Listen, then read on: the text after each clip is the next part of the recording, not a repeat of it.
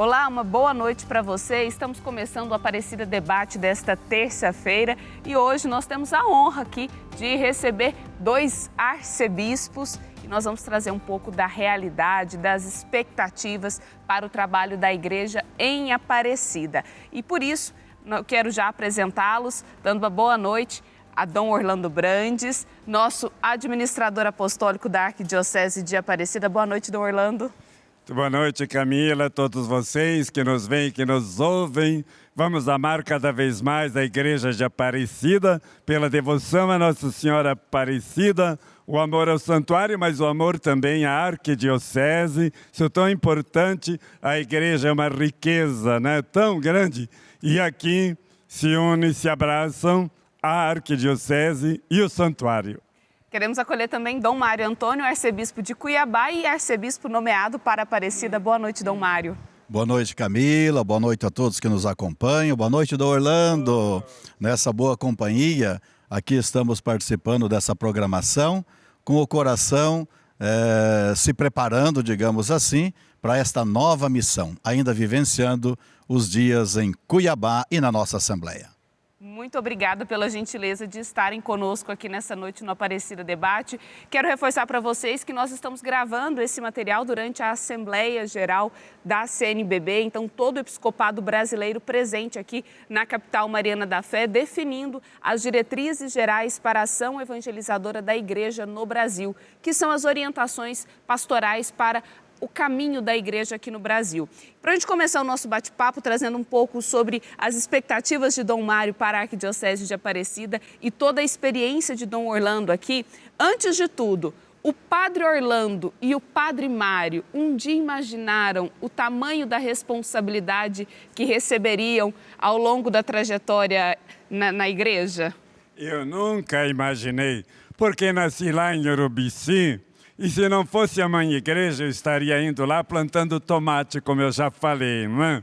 Mas graças à Mãe Igreja, que chama os pequeninos, fui estudar em Lages, em Curitiba, conheci essas realidades eclesiais. Meus pais se mudaram para o sudoeste do Paraná. Lá eu também fui missionário naquela região.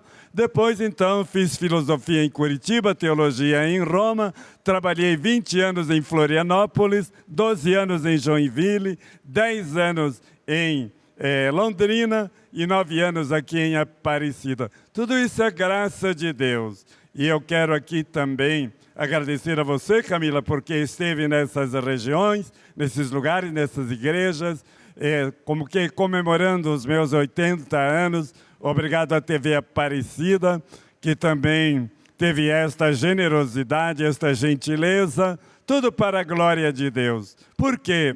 Porque a igreja é o amor de Deus pelo mundo, pela humanidade. A igreja surgiu do coração transpassado de Jesus e por isso nós também somos convidados a amar a Mãe Igreja. Dom Mário, você imaginou um dia como padre, lá na sua caminhada, na sua formação como padre, imaginou ter tantas responsabilidades como tem hoje?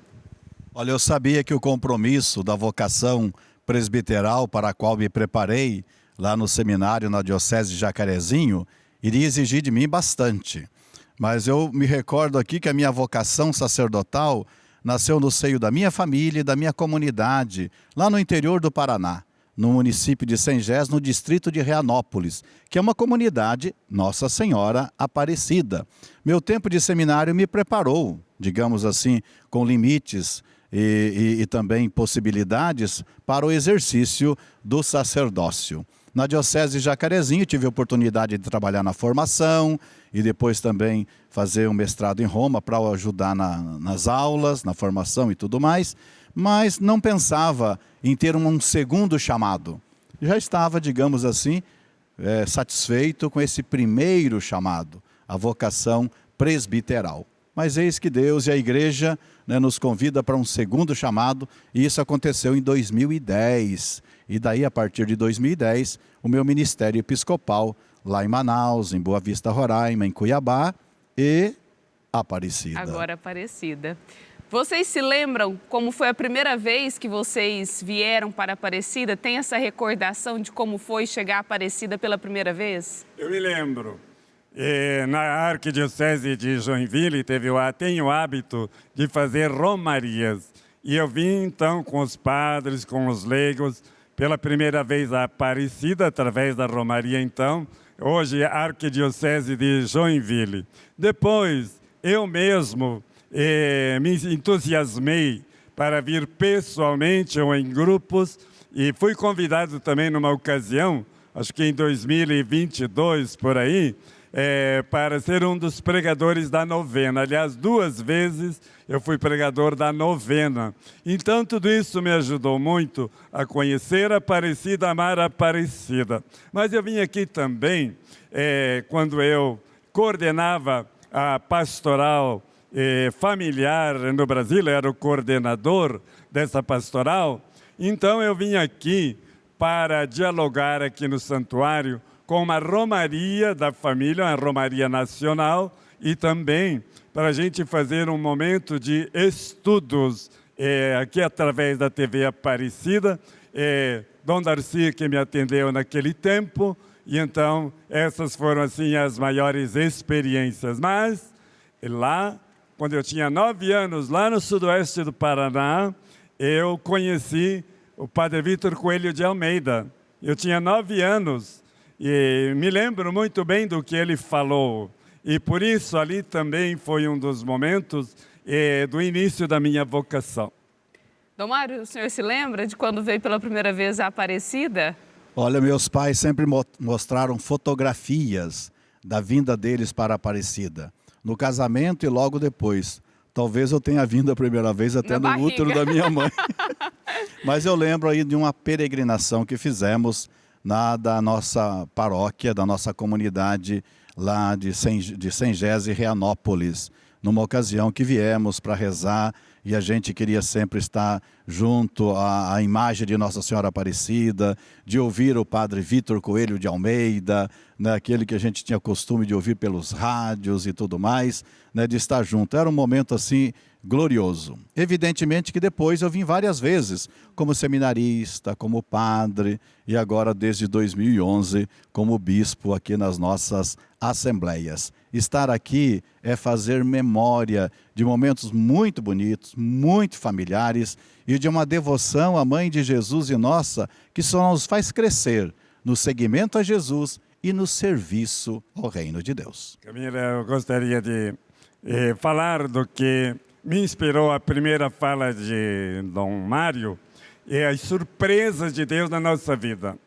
Nós não esperávamos vir para cá, mas existem essas surpresas de Deus. E por outro lado, também gostaria de lembrar que quando o Núncio me telefonou, Dom Aniello, né, Giovanni Aniello, e dizendo, olha, você foi nomeado para ir para Aparecida, eu disse assim para ele no telefone, será que o Papa não se enganou?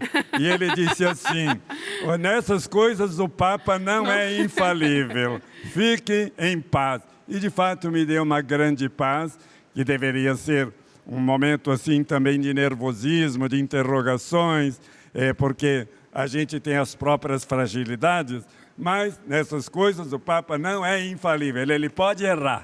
Mas eu imagino que deve ser uma surpresa muito grande para ambos quando foram, então, notificados da nomeação para Aparecida, devido à importância nacional de Aparecida. A gente sabe que, apesar de ser uma arquidiocese pequena em território, ela é muito grande em expressão, ela é a expressão da igreja no Brasil. Imagino que deve ser uma surpresa muito grande também, né? Olha, para mim foi um chamado inesperado. Né, pelo tempo que estou lá em Cuiabá e realmente pela importância tanto da arquidiocese quanto do trabalho no santuário e hoje com os meios de comunicação, a visibilidade que se tem aqui. Né? Dom Orlando é aquele que se comunica com todo o Brasil. Exato. Né? E isso é muito bonito. E o próximo vai ser Vossa Excelência. Agora, falando desse exponencial que é Aparecida, vocês têm 2 décadas de diferenças, né? São 20 anos de diferença de idade entre Dom Orlando e Dom Mário Antônio. Mas vocês têm muitos pontos que se cruzam. Dom Mário... Afinidade. Exato. Afinidade. Dom Mário é presidente da Caritas, um dos braços mais notificados, mais reconhecidos como um braço social da igreja no mundo todo. Dom Orlando sempre foi um grande incentivador das pastorais sociais. Como que vocês veem tantas afinidades nesse trabalho social e que vão ser ainda reflexo aqui em Aparecida? Eu vou usar a palavra do Núncio, que me disse no encontro aqui na Assembleia, disse assim, Dom Mário foi nomeado para haver uma certa continuidade desta, então, visão pastoral, dessa abertura para os pobres, enfim, dessa devoção também à Nossa Senhora Aparecida e um grande respeito pelo nosso povo que vem aqui, que vem do Brasil inteiro. Então, eu creio que nós coincidimos verdadeiramente em alguns pontos pastorais, isso é sumamente importante, mas todo mundo já sabe, mas eu quero repetir. Dom Mário tem muita caridade comigo, velho, cheio de reumatismo, como eu falo, né, Camila? Que ele me convidou, então, para ficar morando com ele. Lá em Cuiabá, se não me engano, o senhor morava com 3 padres. E aqui, então, não era o meu projeto. Pensei, o arcebispo novo, ele tem que ter a sua liberdade. E ele me convidou. E, mais uma vez, Dom Mário, muito obrigado por essa caridade. E eu espero não estorvá-lo, viu? Amém. De maneira nenhuma. Entre reumatismo ou não, dores e dores todos nós temos. Depois dos 40, sempre tem algumas dores, né? Mas nesse aspecto da dimensão caritativa, né, eu creio assim, à luz do Evangelho, nós olhamos Jesus Cristo, aquele que não só amou, mas se identificou com os pobres. À luz do Magnífica de Nossa Senhora. Deus é aquele que faz maravilhas, Ele é todo-poderoso, inegável, mas ela também canta que o braço de Deus é para defender os humildes, os mais necessitados. E se nós não vivermos essa dimensão religiosa, santificadora e também social e libertadora do Evangelho, nós estamos um pouco na contramão daquilo que nos ensina a doutrina social da Igreja. É uma sensibilidade que não é nem mérito meu e nem de Dom Orlando, mas é de sermos nós expressão viva da caridade de Cristo, que está lá nas bem-aventuranças, da caridade de Cristo na vida da nossa igreja. Se a igreja hoje quer ser levada a sério, e como sempre foi, é a dimensão social do Evangelho que vai dar essa nota característica para esse reconhecimento, e não só para aplausos, mas para reconhecimento e arrebanhar mais gentes, mais pessoas conosco nesse trabalho. Porque que disse Jesus? Eu vim para que todos tenham vida e vida em abundância. E ainda falando sobre esse assunto, quero entrar num aspecto um pouco mais delicado. A gente sabe que esse braço social da igreja muitas vezes é extremamente criticado num país cada vez mais polarizado, dividido e com os nervos à flor da pele, a gente pode dizer assim, como o Papa Leão foi criticado duramente agora nas últimas semanas. Dom Orlando muitas vezes foi criticado também, assim como Dom Mário também muitas vezes foi hostilizado por seguir o que o Evangelho prega. A gente viu várias vezes.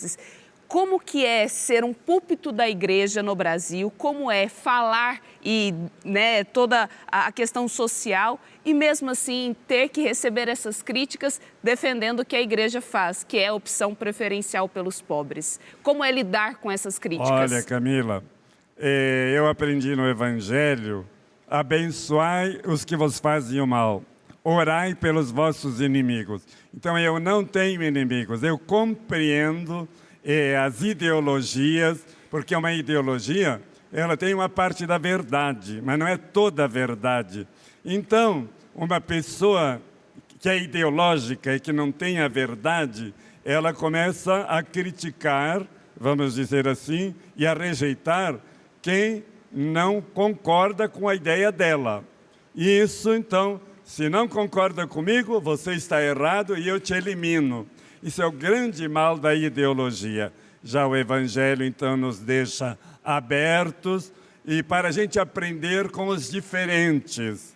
E eu aprendi, eu agradeço as pessoas que me criticaram, porque me ajudaram a refletir sobre o que eu dizia, o que eu digo, etc., não é? Então, os nossos algozes, eles também são nossos artistas, viu? Eles vão nos burilando sem querer e ajudando a gente a amadurecer e refletir. Por outro lado, eu sempre cito uma frase de São João Maria Vianney. Uns me chamam de diabo, outros me chamam de santo. Eu não sou nenhum e nem outro, eu sou o que sou diante de Deus. Exato. Dom Mário também sofreu aí alguns momentos conturbados, né? Sobretudo na Cáritas. Sim, pela questão da missão da Cáritas e também pela missão na própria Arquidiocese, né, de Cuiabá, nos trabalhos e nas atividades aí da questão em favor dos mais pobres e excluídos. Mas isso, eu não me acanho nesse aspecto, porque o que me motiva é uma das bem-aventuranças. Bem-aventurados aqueles que têm fome e sede de justiça. Bem como bem-aventurados são aqueles que semeiam a paz. Não, então isso me motiva, me encoraja, né, diante de críticas. Claro que quando somos criticados, além do que disse o Dom Orlando, a gente se sente um pouco burilado, mas nunca desviado do caminho, né, do foco que a gente deve manter, né, do foco da justiça, da verdade, da paz e de valores que realmente resgatam a vida das pessoas, né? O próprio Jesus, em Lucas 4, disse, quando ele diz assim, que ele foi ungido e enviado para anunciar a boa nova aos pobres. Às vezes os pobres têm recebido muitas notícias, mas notícias ruins. E se nós não formos anunciadores de notícias boas para os pobres, nós estamos nos desviando do caminho para o qual Jesus nos chamou, vem e segue-me. E é claro que hoje as boas notícias nem sempre é acolhida, nem sempre as pessoas dão a sua adesão a isso. Preferem ficar, às vezes, se não em más notícias, em coisas que não movimentam e que não, digamos, acrescentam nada, nem aos pobres e nem aos ricos. Não está aqui um papel de divisão, mas sim de entrosamento, né? Aqueles que têm mais posses, que possam ter sensibilidade para aqueles que menos têm. Como ser igreja, católico ou não, como ser cristão e ser presente aonde a vida clama e o Evangelho nos indica e nos chama.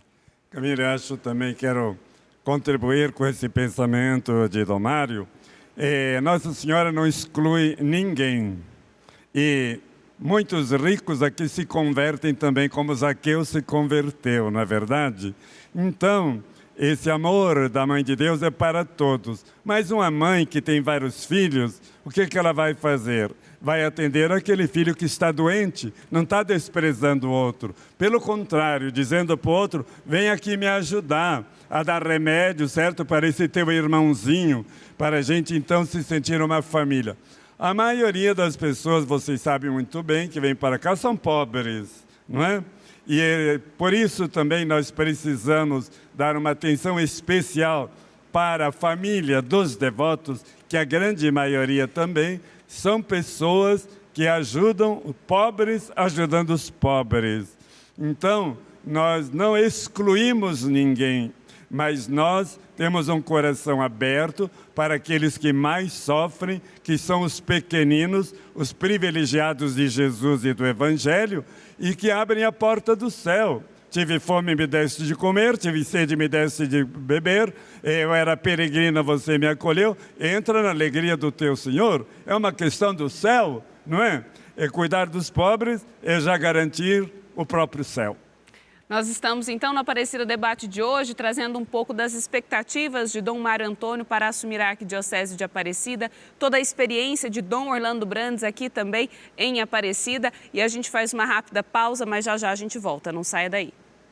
Estamos de volta com a Aparecida Debate desta terça-feira, com 2 convidados especiais para a Aparecida, Dom Orlando Brandes, nosso administrador apostólico, e também Dom Mário Antônio da Silva, que é o arcebispo nomeado para a Aparecida. E vocês têm muitas características em comum, entre elas os 2 estudaram a teologia moral com os missionários redentoristas. Como a teologia moral os preparou para as missões que foram surgindo na caminhada, sobretudo no episcopado brasileiro? Então, tivemos essa experiência, mas ele é mais inteligente, viu? Ele tirava 10 em tudo, e eu notinha ruim. Ó, Camila, é assim, sabe por que eu fui estudar em Roma? Era o pós-concílio, 1968. O Pio Brasileiro, o Colégio do Brasil, lá em Roma, iria fechar se não tivesse estudantes. O meu bispo foi lá em Curitiba, estava estudando filosofia e disse: você deve ir lá para Roma, porque senão o colégio vai fechar. Então eu fui para lá para salvar o colégio, e não por méritos intelectuais, não é? Fiquei lá 5 anos, e 1 ano, então, eu fiz 1 ano de estudos na Academia Fonciana. Por quê? Porque abriu o Instituto Teológico de Santa Catarina, lá em Florianópolis. E faltava professor de moral. Então, meu bispo disse: você estude teologia moral. E eu fui para lá ainda como estudante, como seminarista.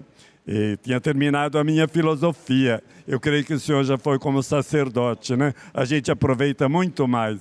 E lá havia muitas crises nesse pós-concílio, tanto que para a faculdade gregoriana, onde eu fiz a minha teologia, as aulas eram em latim. Imagina eu lá de Urubici ter aula em latim, minha filha, que tristeza. Aí, por iniciativa do Colégio Pio Brasileiro, fizemos uma greve. Nos deitamos lá naquele hall grande da Gregoriana e todos os grandes jornais se interessaram pelo assunto. Então entrou a língua italiana e mais 5 línguas oficiais para a gente estudar. Então, estudei por esses motivos, não é? Mas eu tirava umas notinhas boas, não porque era inteligente. Os meus colegas diziam assim: olha, estude esse ponto que ele vai cair na prova. E eu estudava e caía na prova e eu tirava 10. Pronto, está tudo explicado. Entendi. Dom Mário, como que a teologia moral veio também ao seu auxílio?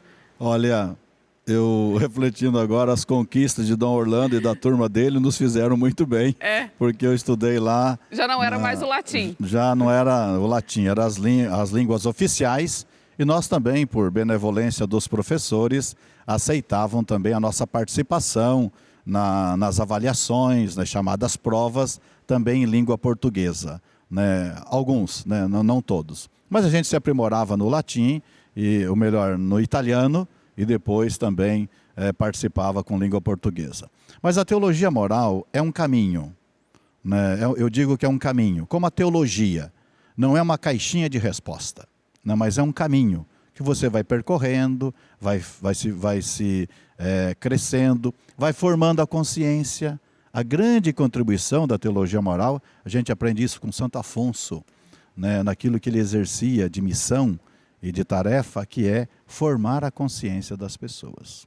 E nesse aspecto, a teologia moral tem realmente ajudado muito, não só na teologia, mas também na espiritualidade, da vivência do Evangelho. E o que a gente aprendeu? Que a formação da consciência deve ser alimentada da Sagrada Escritura. Claro, do ensinamento da igreja, da vida das pessoas, da convivência com os pobres. Tudo isso deve nos ajudar a formar a consciência. Porque qual deve ser a nossa missão? Aqui está a beleza da teologia moral. Nos indicar qual é a nossa missão. É produzir frutos na caridade. Está lá em Optatum Totius 16, que é o Concílio Vaticano II. Produzir frutos na caridade para a vida do mundo. Não é só para a vida do nosso grupo ou da nossa igreja, mas é para a vida do mundo. Então isso é fundamental, a meu ver, no aspecto da teologia moral. E as minhas notas não eram tão 10, não, né? Mas eram satisfatórias para concluir com louvor, digamos assim, o período de estudos. Viu, Camila? Então, como ficou claro, são os redentoristas que conduzem a Academia Alfonsiana. E conduzem muito bem. Abriram os meus neurônios, vamos dizer assim. Por exemplo, tinha uma matéria lá que era o comportamento dos animais e o comportamento humano. Uma coisa muito preciosa, não é? E cursos muito avançados. Lembro que o padre Hering, eu fiz 2 cursos com ele. Ele tinha ido aos Estados Unidos para estudar, então, tudo isso que hoje nós chamamos de bioética. Naquele tempo chamava-se manipulação. Quer dizer, o ser humano manipulando a vida desde a concepção ou até antes, não é? Então, que gesto bonito do padre Hering, né? Ir aos Estados Unidos, se atualizar e repassar para nós essas maravilhas.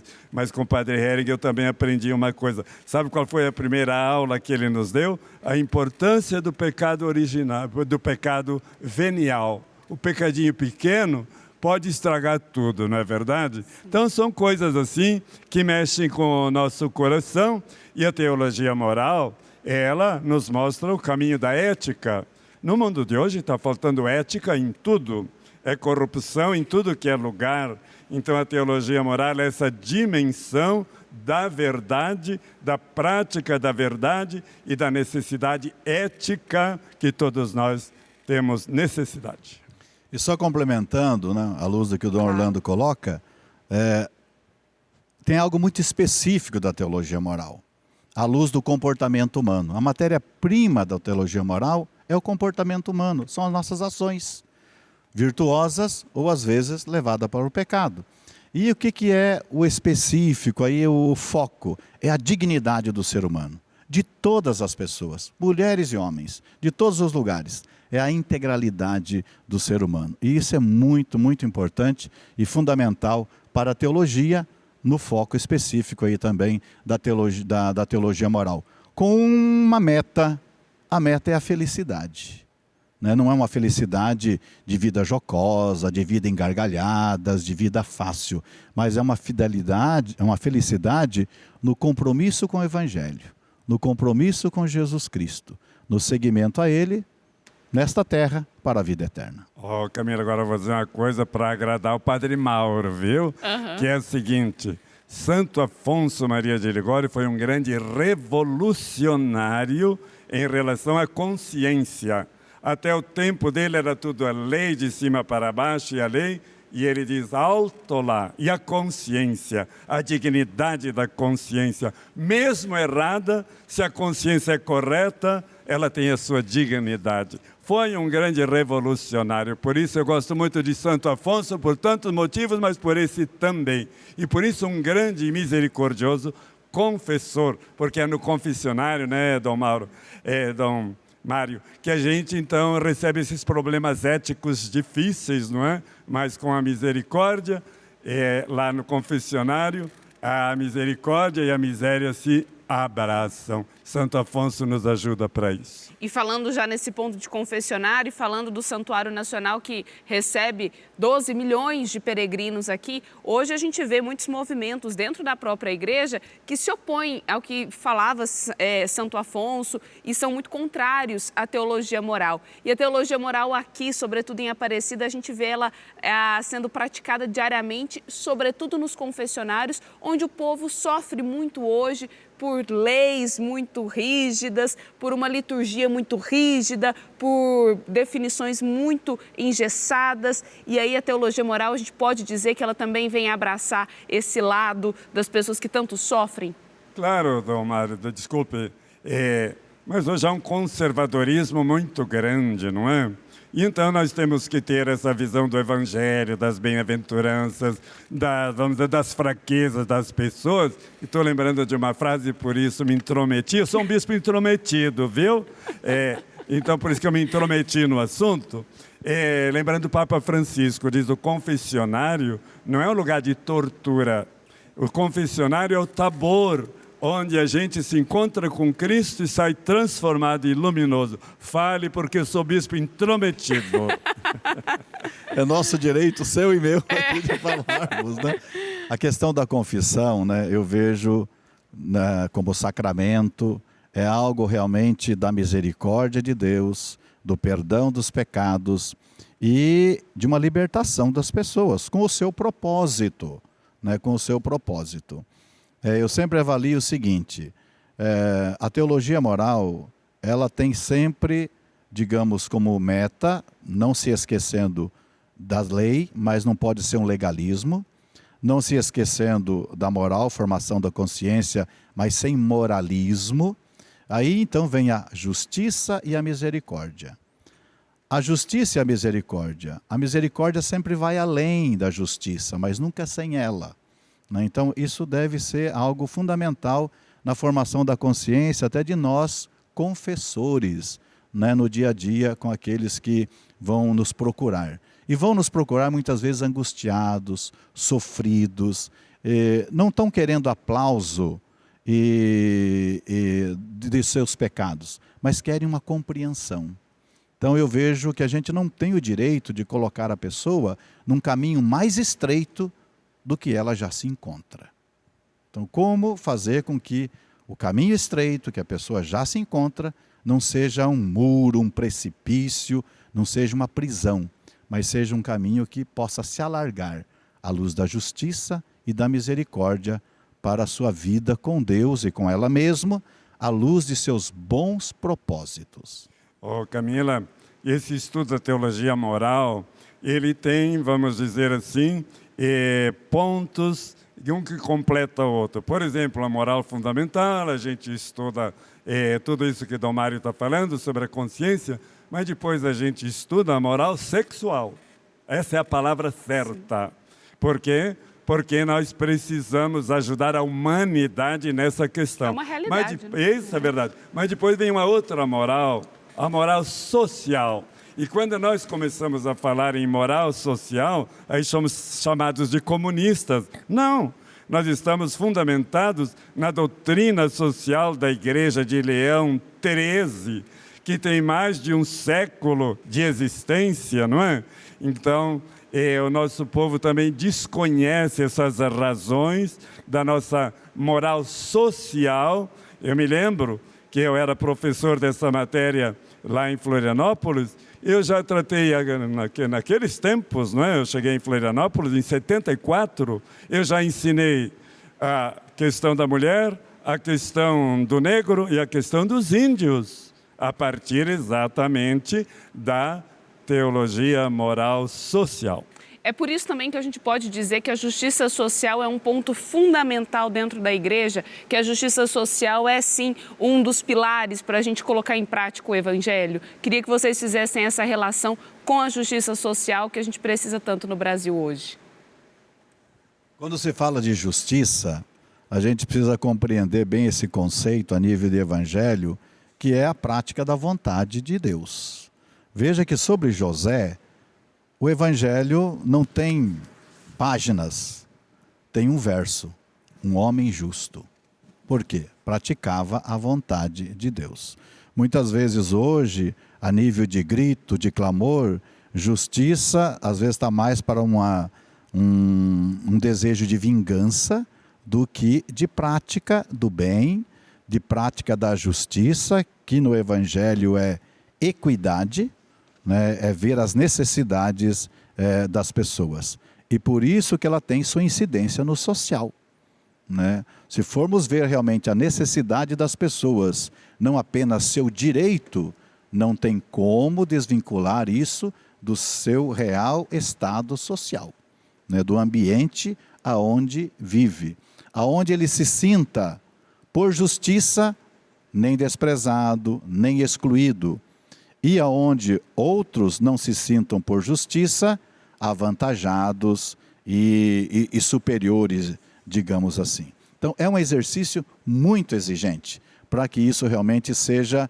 um parâmetro de sensibilidade, de entreajuda, daqueles que têm sensibilidade com quem não tem.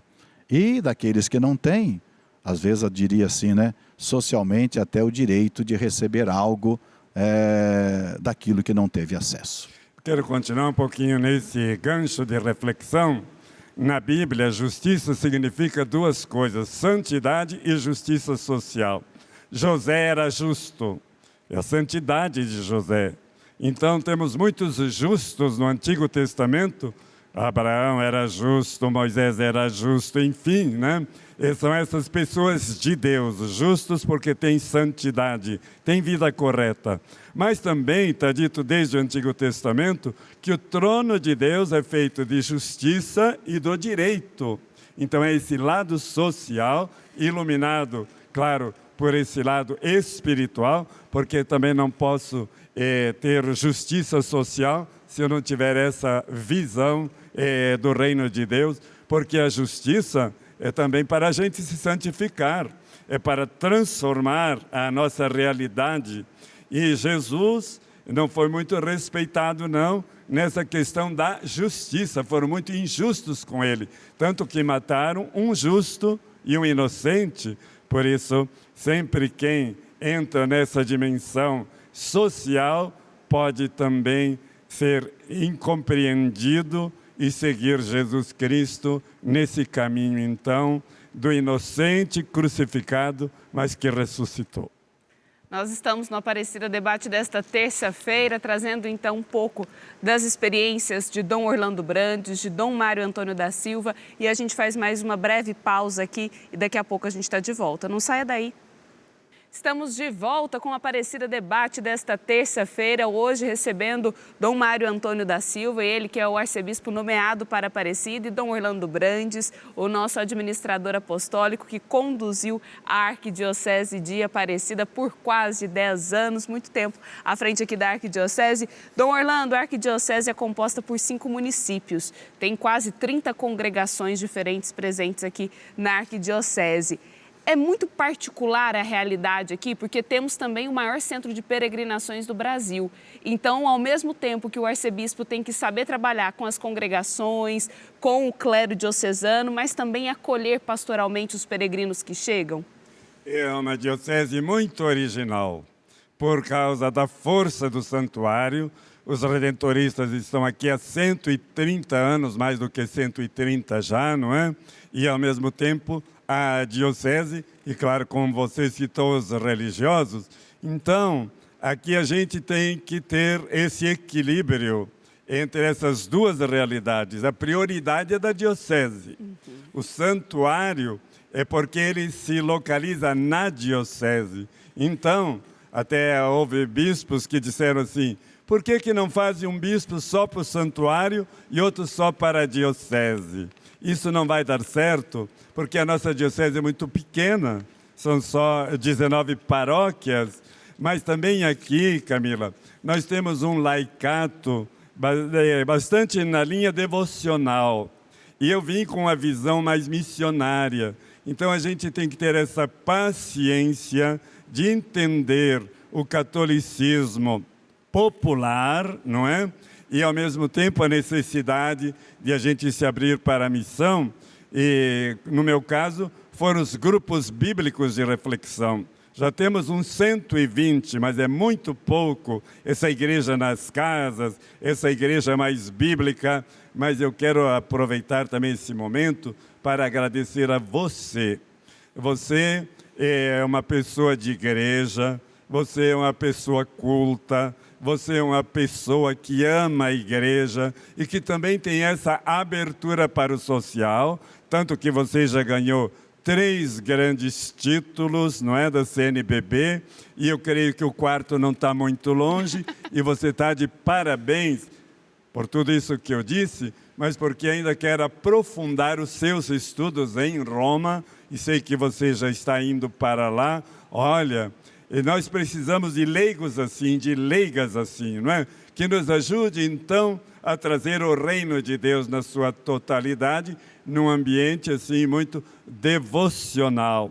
É linda a devoção, mas o devocionismo, ele precisa ser evangelizado. E a gente, então, aproveitar essa riqueza da religiosidade popular para torná-la mais eclesial, mais evangélica, mais aberta aos irmãos. Enfim, é um pouco isso que eu fui vivendo aqui em Aparecida. E falando em missão, né, o Dom Mário foi um grande missionário também, porque foi bispo auxiliar em Manaus, depois foi bispo em Roraima, depois foi então arcebispo em Cuiabá. Os desafios que o senhor enfrentou lá em Roraima, com toda a realidade dos venezuelanos, aquela crise migratória que chegava ali ao Brasil por meio ali de Pacaraima, toda a realidade com o povo Yanomami ali, que foi também acentuada pelo garimpo, pela realidade do mercúrio, que contaminou boa parte ali das águas. Como que o senhor vê esse desafio que o senhor teve como arcebispo, como bispo ali naquela região? Foi o maior desafio nessa caminhada aí, não só em relação à crise migratória, mas também com o povo Yanomami? Olha, desses desafios, sem dúvida, eles ganharam grande espaço na minha missão e a minha atuação. E recordo que em 2010, quando fui para Manaus como bispo auxiliar, nós vivenciamos ali a chegada dos migrantes do Haiti, né? Então já foi ali um momento de trabalho, de sensibilidade, de acompanhamento. Lá em Roraima, com a migração dos irmãos e irmãs vindos da Venezuela e com a realidade também indígena, né, daquele estado e da região da Amazônia.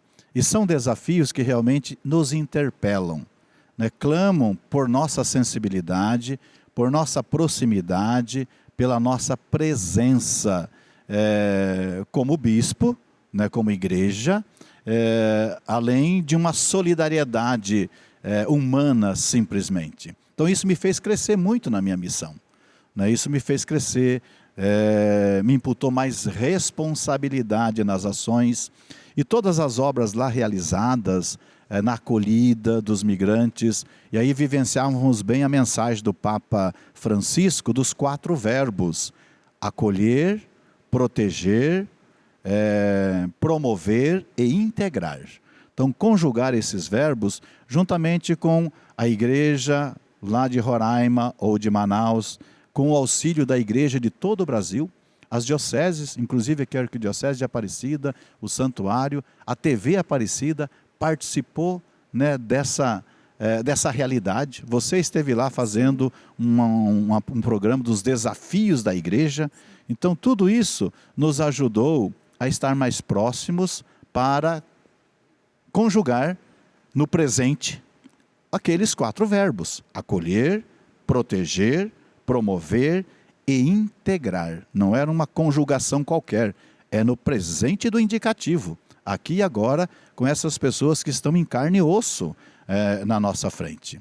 Isso nos deu, digamos assim, sensibilidade para sofrer junto, chorar junto com aquela população, né? E muitas congregações religiosas se dispuseram a enviar seus componentes, seus membros, para lá nos ajudar, né? Juntamente com todos aqueles que lá já atuavam, tanto os diocesanos quanto aqueles de vida consagrada. E com a participação bonita dos leigos, era impressionante o voluntariado dos leigos em acolher e poder assim proteger na questão da saúde, na questão da alimentação, na questão da roupa. Uma vivência realmente do capítulo 25 de São Mateus. Dar de comer a quem tem fome, de beber a quem tem sede, de vestir a quem está nu e de ser sensível aos migrantes. Até porque, né, Dom Mário, enquanto vivia essa crise migratória, veio a pandemia também. Então, a pandemia pegou boa parte desse espaço de tempo aí que os irmãos venezuelanos chegavam, e veio a pandemia, o que potencializou a crise, né?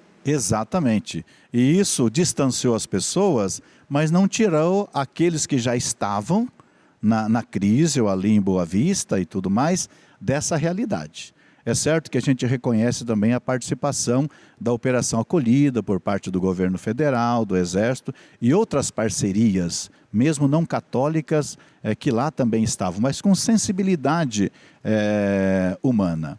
Então, agradeço a Deus não pela migração forçada de muitos irmãos e irmãs, mas pela experiência de vivenciar com eles uma página viva do Evangelho. Falando em pandemia, Dom Orlando, o senhor viveu um dos momentos mais tristes do Santuário Nacional, da Arquidiocese, mas falamos sobre santuário porque daqui a gente ecoa, né, a evangelização também a partir de Aparecida. Como foi hoje, quando o senhor olha para trás, para esse período de tempo que foi a pandemia, o santuário vazio, as pessoas querendo entrar, as pessoas precisando estar próximos à Nossa Senhora e não poderem. Como foi hoje, quando o senhor olha para trás, a pandemia que passou e a gente vivenciou aqui em Aparecida? Eu vejo, Camila, um sinal da divina providência. Por quê? Quando uma família não poderia enterrar um filho, um esposo, uma mãe, um amigo, eu dizia assim, a Sagrada Família está lá enterrando o seu filho. Por quê? Nossa Senhora diz, agora e na hora da morte, São José padroeiro da morte e Jesus ressuscitou. Então a Sagrada Família estava substituindo a você. Isso consolou muita gente. Uma inspiração que me veio do Espírito Santo. E assim tantas outras. Tanto que eu digo assim, a TV Aparecida de fato é isso, né? Através de Nossa Senhora, ela foi uma mestra, ela foi uma médica, ela foi uma enfermeira, ela foi uma conselheira, ela foi uma consoladora. Até hoje a gente recebe o retorno das pessoas que chegam aqui. Alguns até se ajoelham dizendo, foi a TV Aparecida, através de Nossa Senhora, que nos salvou. E Dom Anuar, e também Dom Luiz Cápio, e outros bispos que estavam quase morrendo. E eles diziam, nós estamos firmes com Nossa Senhora Aparecida, vieram aqui dar esse testemunho, Dom Anuar, até se ajoelhando diante da imagem de Nossa Senhora, agradecendo a ela, a defesa da vida, e ele vivendo e passando por essa experiência tão forte. Então aí a gente percebe que a TV Aparecida ela é uma grande evangelizadora, ela é uma grande catequista. Mas eu queria me voltar um pouquinho antes ao tema da Amazônia. Claro. Eu trabalhei no Acre. Sim. E lá a gente conhece um pouquinho também a realidade da Amazônia. E quando eu vejo aqui no nosso baldaquino, no centro aqui, os biomas brasileiros, eu falo muito e falei sempre, então, da Amazônia. Tanto que me colocaram, se eu saber, na Comissão da Amazônia. Mas por quê? Porque a TV Aparecida chega lá com os indígenas. Os indígenas vêm, e os quilombolas, os ribeirinhos. Então, veja aonde chega a onda, a imagem, a mensagem da grande evangelizadora, TV Aparecida, evangelizadora da Mãe Aparecida. Nós estamos gravando esse Aparecida Debate de hoje durante a Assembleia Geral dos Bispos do Brasil e um dos pontos principais, o tema central é a votação das diretrizes para a ação evangelizadora da Igreja no Brasil. Como que isso impacta você que está nos acompanhando? São essas diretrizes que vão influenciar nos planos de pastoral que os senhores bispos vão implementar nas suas dioceses. Além da gente saber de toda a iniciação à vida cristã, que é um ponto forte para o episcopado brasileiro, para a Igreja, como que a realidade ambiental do Brasil hoje também se torna pertinente nessas diretrizes? Como que a crise social, ambiental, ela está presente nas diretrizes? A Igreja também, para esses próximos 4 anos, está olhando para essa realidade? Está presentíssima, porque a Igreja é mãe, ela tem a sensibilidade pelos pequenos, pelos pobres, pela paz, pelo pão na mesa, pela dignidade humana. Todas essas realidades do Evangelho, elas estão contempladas nas nossas diretrizes. Mas aí é uma grande novidade também, que o sínodo sobre a sinodalidade, ele entra muito nas novas diretrizes e também a colaboração dos bispos, tendo já lido o texto que nos foi entregue, houve uma colaboração muito grande para alargar essa tenda. O primeiro capítulo é sobre a tenda.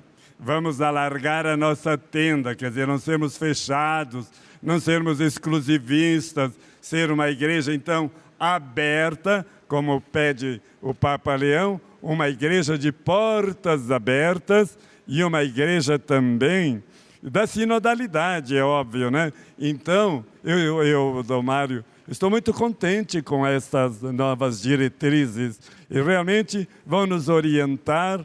Agora o problema é se o bispo diocesano, se o pároco e se os leigos também forem motivados para que as diretrizes cheguem na base. Isso é um outro assunto, não é verdade? Mas muito necessário. E a TV Aparecida pode ajudar muito a isso, falar sempre das nossas diretrizes. É um outro ponto esse, né, Dom Mário? De fato, chegar para o povo e o povo entender o que são essas diretrizes, né? E de fato, né, a nossa Assembleia tem como tema central as diretrizes, né? E nesse período de debate que estamos passando, né, nesse momento da gravação desse programa, é realmente de melhorar o texto, né, para que seja algo aplicável em nossas comunidades, paróquias e em cada uma das nossas dioceses e arquidioceses. Falando do tema ambiental, você perguntava sobre a questão da ecologia integral. Está muito presente, bem dito aqui pelo Dom Orlando. E de fato, uma das questões do cuidado da vida, não esquecer essa questão ambiental, à luz da ecologia integral. Eu convido todos que estão em sintonia conosco para que realmente entenda o que é realmente ecologia integral. Não poucas vezes, quando se fala de ecologia integral, já criticam e a salvação das almas. Mas veja bem, ecologia integral. O seu primeiro composto é o humano. Papa São João Paulo II, na década de 90, já nos falava da ecologia humana. E aí o termo foi se adiantando, tal. E hoje, Papa Francisco, juntamente com o Papa Leão, nosso atual Papa, a ecologia integral, que cuida do todo da vida. O todo da vida. E qual é a prioridade? A vida humana. Corpo e alma. A pessoa, a vida humana. Então veja, ecologia integral não despreza nada, não descarta nada, contempla sim o ser humano em primeiro lugar e toda a obra criada de Deus. Então é maravilhoso. Dom Orlando faz um alerta para nós, bispos mais novos aí, né? E que estamos assumindo essa nova missão. Inclusive a nossa arquidiocese de Aparecida, Exato. como também Cuiabá, né? Que eu estou lá encerrando a missão. Realmente priorizar nos seus encontros pastorais, nas suas assembleias, como já fizemos o ano passado, o texto das diretrizes que agora são aprovados e serão lançados oficialmente. Você também se interessa em conhecer o texto das diretrizes. Contribua com a sua pastoral, com a sua comunidade, na reflexão em sua paróquia, em sua arquidiocese e diocese, para que haja mais sintonia, mais unidade, mais espírito sinodal em toda a nossa igreja. Não por um documento, mas por um mandato de Jesus Cristo, né? De ir a todos e evangelizar, de ir a todos para anunciar aquilo que cura, salva, liberta, aquilo que santifica e também aquilo que dá mais dignidade, dá mais presença de Deus na vida de cada um de nós. As diretrizes apontam caminhos para que as nossas ações concretas possam convergir para aquilo que eu dizia, frutos na caridade para a vida do mundo. Nós estamos quase terminando já o nosso Aparecida Debate de hoje, mas para a gente finalizar o programa, eu gostaria de perguntar quais as expectativas de Dom Mário para a Aparecida e também quais os pontos positivos que o senhor encerra a missão aqui em Aparecida, Dom Orlando. Dom Mário. Expectativas. A primeira é ficar perto do Dom Orlando para aprender um pouco mais. Essa já está. Obrigado. Muito obrigado aí. E, claro, estar aqui na Rede Aparecida não, é também algo que me traz um aprendizado aqui, seja ao lado da Camila, ao lado de todo o grupo, né, da família TV Aparecida e demais meios de comunicação. Estive também com o clero, né, durante a nossa assembleia e pude encontrar, conhecer, saber o que cada um está fazendo, mesmo que rapidamente. Então a gente vê que a arquidiocese, né, de Aparecida está aí organizada, estruturada, caminhando. Então vou entrar num ritmo aí com o Dom Orlando dessa igreja missionária caminhando, juntamente aqui ao Santuário Nacional de Aparecida, considerando também os outros santuários na própria arquidiocese e região, né, da nossa igreja. Claro que a gente vai trazendo muitas expectativas, mas o que me consola é saber que eu estou pisando num chão, né, ao lado de um irmão, de um pai, né, para poder dar continuidade a tudo aquilo que é positivo e que tem produzido enormes frutos na igreja particular de Aparecida, também aqui no santuário, com todos os devotos e devotas vindos do Brasil todo e de outros lugares do nosso mundo, mas também nos colocar num espírito de abertura, de renovação, como é próprio da igreja, como é próprio do Evangelho e do sopro do Espírito Santo em cada um de nós.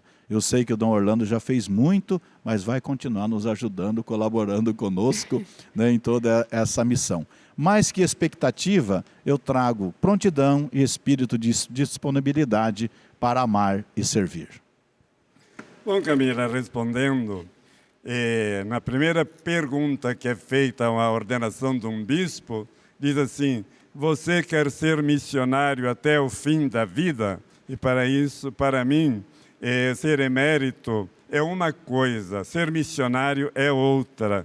Então, na linha da missão, eu tenho um carisma mais para cuidar de doentes, mas se o arcebispo pedir alguma coisa, em todo caso, para mim, não é um tempo só de descanso, de não saber o que fazer. Não. A continuidade missionária é até o fim da vida, inclusive o último suspiro, não é? E assim também, penso muito no Papa Bento XVI. Ele, quando pediu, então, a sua emeritude, ele diz: eu vou rezar para que a Igreja de Cristo, então a rezar também é uma missão. Por isso, essas duas asas eu quero conservar: a asa da oração, que para mim é uma missão, e também alguns trabalhos, se for possível, mais com os doentes, mas estarei disposto também para as pessoas. Então, não vou me isolar, porque daí vou ficar mais neurótico do que já sou, não é, minha filha? Vamos trabalhar até o fim. Isso mesmo. Quero agradecer, então, a gentileza de vocês estarem conosco nesta noite, gravando o Aparecida Debate, nesse tempo todo. Então, muito obrigada. Obrigada, Dom Orlando, pelo seu tempo de trabalho aqui em Aparecida, pela parceria conosco da Rede Aparecida de Comunicação. Dom Mário, seja bem-vindo aqui e contamos com o senhor também aqui na Rede Aparecida, viu?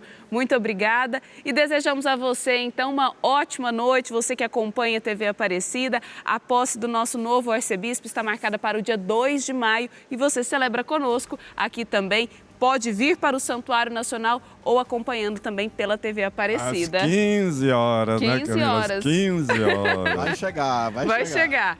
Testemunhar e servir é o lema episcopal de Dom Mário Antônio. Somos operários de Deus, é o lema episcopal de Dom Orlando Brandes e você celebra conosco esse novo tempo na Arquidiocese de Aparecida. Uma boa noite para você. A gente se vê. Tchau, tchau.